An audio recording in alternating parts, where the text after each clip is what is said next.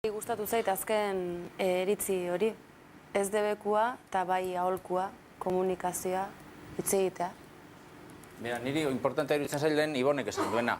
Holandan, helduentzat legala da kanabisa eta kontsumo maila estatu espainolaren erdikoa da. Eta Holandako gazteek, Espainiakoek baino 2 urte beranduago konsumitzen dute lehenengo aldiz kanabisa. Zergatik, morboa galtzen duelako eta debekuaren xarma ere bai. Hemen, kristolako misterioa ematen gabiltza kanabisaren inguruan, eta horrek azkenean gazte asko erakarri egiten du. Nire ustez, kanabisa askoz gauza arruntagoa da, askoz normalagoa da, eta baditu arriskoak, bai.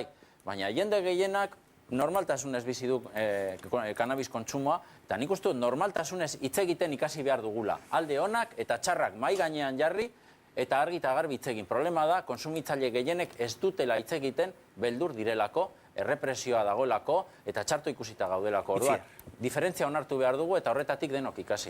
Itziar.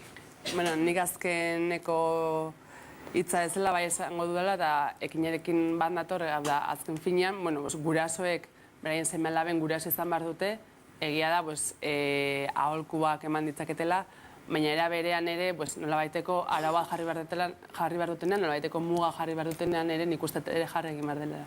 Osa, gauz guztiak ez dira aholkuak, zenbaitetan eske mugak eta araua jarri behar dira.